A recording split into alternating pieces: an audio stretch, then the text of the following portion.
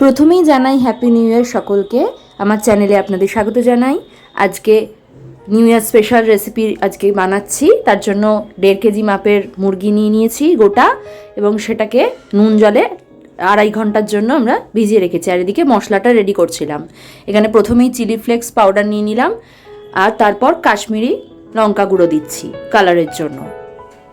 এরপর রসুনের কোয়া রেডি রেখেছি, সেগুলোকে এবার স্ক্যাপারে কুচি কুচি করে নিচ্ছি। আর যদি আপনাদের গার্লিক পাউডার কেনা থাকে তাহলে সেই পাউডারও আপনারা ব্যবহার করতে পারেন। আর যদি চিলি ফ্লেক্স পাউডারও আপনাদের কেনা থাকে সেটা ব্যবহার করতে পারেন। আমার ছিল না, তাই জন্য আমি বাড়িতে নর্মাল শুকনো লঙ্কা দিয়ে বানিয়েছি। এবার আমি এর মধ্যে অরিগ্যানো অ্যাড করে দিলাম। আর এই পুরো রান্নাটা আমি করব অলিভ অয়েল দিয়ে, তাই অলিভ অয়েল নিয়ে নিয়েছি। অলিভ অয়েলটা আমরা বাড়িতে তো খুব একটা রান্নার জন্য ব্যবহার করা হয় না, তাই এটাকে অর্ডার করে স্পেশাল আনানো হয়েছে এই রেসিপিটার জন্য। এবার অলিভ অয়েল দিয়ে একটু একটু করে মেখে নিচ্ছি, তারপর আবার অ্যাড করছি, কারণ এই পুরো ইয়েটাতে অলিভ অয়েল দিয়েই করা হবে। তার জন্য আজ আমার বরের আবদার যে সে এই রোস্টটা বানাতে চায়, তা আমি জাস্ট তাকে আজকে সাহায্য করেছি। আজকে রেসিপিটা তারই মাথা থেকে বেরিয়েছে এবং সে অনেকটাই সাহায্য করেছে। আমরা দুজন মিলেই এটা করেছি। এরপর এর মধ্যে লেবু অ্যাড করে দিলাম, 2 কোয়া মতন লেবু দিয়েছি। এবার এটাকে ভালোভাবে মাখিয়ে নেব। আর সামান্য নুন অ্যাড করেছিলাম, কেননা মুরগির মধ্যেও একটুখানি নুন মাখাবো আলাদা করে। এদিকে গোলমরিচ গুঁড়ো করে নিয়েছি, এটাও লাগবে। আর এদিকে মাশরুম রেখেছি।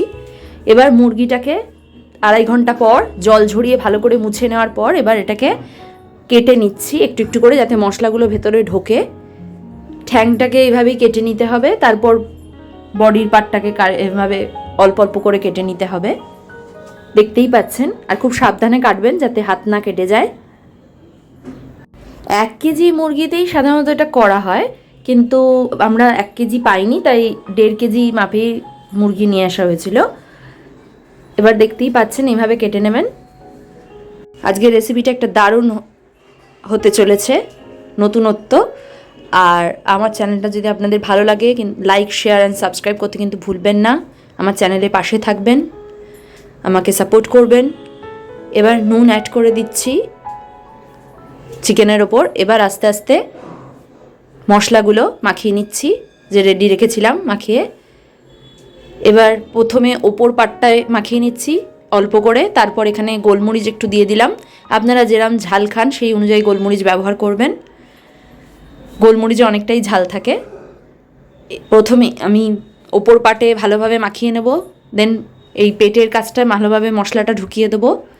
তারপর চিকেনটাকে উল্টে দিয়ে পেছন পাটটাকেও ভালো করে মশলাটা মাখিয়ে নেব। দেখতেই পাচ্ছেন, ঠিক এইভাবেই করে নেব। আর মাখানো হয়ে গেলে এটা মিনিমাম 4 থেকে 5 ঘন্টার জন্য আমি রেখে দিচ্ছি। তারপর বিকেলবেলা আবার এটাকে রেডি করার জন্য আমরা চলে আসব।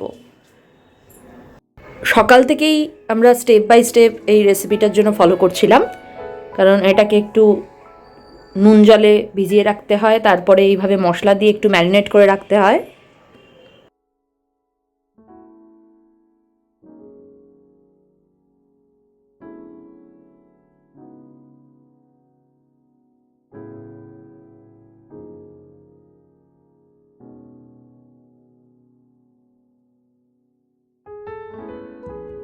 এই রেসিপিতে শুধু ম্যারিনেট করলেই হবে না, এবার সুতোর কাজ আছে।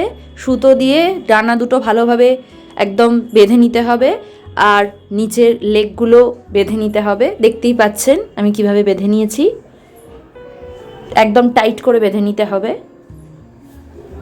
বাঁধা হয়ে গেলে এটাকে চাপা দিয়ে রেখে দেবো।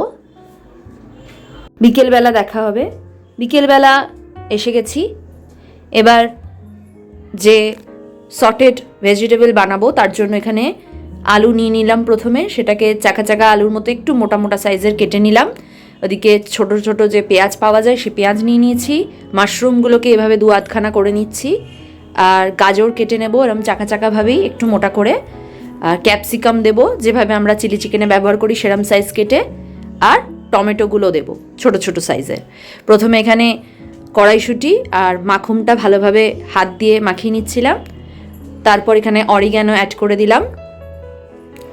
অরিগ্যানোটা দিয়ে দেওয়ার পর এবার এটাকে হাত দিয়ে ভালোভাবে স্ম্যাশ করে নেবো। প্রথমে আমি চামচ দিয়ে করছিলাম, তারপর দেখলাম যে না, হাত দিয়ে করাটাই বেটার। হাত দিয়ে এভাবে ভালোভাবে এটাকে মিশিয়ে নেওয়ার পর এর মধ্যে সামান্য একটু নুন দেব, দিয়ে সমস্ত যে ভেজিটেবল রয়েছে একে একে সব ভালোভাবে এই মশলাটার সাথে মাখিয়ে নেব, তাতে টেস্টটা একটু এনহ্যান্স করবে। দেখতেই পাচ্ছেন আলু আর প্রথমে পেঁয়াজ আর গাজর দিয়ে দিয়েছি, ভালোভাবে মাখিয়ে নিচ্ছি। এরপর ক্যাপসিকামটা মাখিয়ে নেব। আর টমেটোগুলো আমি এই অবশিষ্ট যে মশলা রয়েছে সেটা মাখিয়ে নেওয়ার পর টমেটোগুলোকে আমি ওই মুরগির যে পেটে যে জায়গাটা রয়েছে সেখানে দিয়ে দিয়েছিলাম। এদিকে রেডি হয়ে গেছে ভেজিটেবল, দেখতেই পাচ্ছেন। এবার এটাকে কনভেকশনে দেওয়ার জন্য সব আমরা রেডি করে নিচ্ছিলাম। ভিডিওটা স্কিপ না করে পুরোটা দেখুন, তাহলে প্রসেসটা আপনারা বুঝতে পারবেন যে কিভাবে কি পদ্ধতি আমি অ্যাপ্লাই করেছি এখানে। স্কিপ করলে সেটা মিস হয়ে যেতে পারে। আর এদিকে যে আমি কনভেকশনে দিয়েছি মোডে, সেখানে কিন্তু আমি প্রথমেই প্রিহিট করে নিয়েছিলাম 220 ডিগ্রি সেলসিয়াসে। তারপর এটাকে 45 মিনিটের জন্য এটাকে হতে দিয়েছিলাম। দেখতেই পাচ্ছেন নিচে ভেজিটেবলটা দিয়ে দিয়েছি, আর ওপরে যে জাল থাকে ট্রেটা তার উপরে চিকেনটাকে বসিয়ে দিয়েছি। এবার এখানে টাইমারটা সেট করে দিচ্ছি 45 মিনিটের জন্য। আর মাঝখানে একটু খুলে দেখে নেব যে হচ্ছে কিনা। আর আরেকবার মাঝখানে ব্রেক দিয়ে যখন এই 7 মিনিট মতন বাকি রয়েছে, তখন আমরা একটু বার করে নিয়ে ওর মধ্যে অয়েল ব্রাশ করে দিয়েছিলাম। যে মশলাটা আর কি পড়ে থাকে সেই মশলা থেকে অয়েল ব্রাশ করে নিয়েছিলাম। এদিকে দেখতেই পাচ্ছেন রেডি হয়ে গেছে আজকের রেসিপি, চিকেন রোস্ট আর সটেড ভেজিটেবলস। এটা আমরা রাত্রির বেলা ডিনারে খেয়েছিলাম, আর হার্ব রাইসের সাথে এটা আমরা ডিনারে সার্ভ করেছিলাম।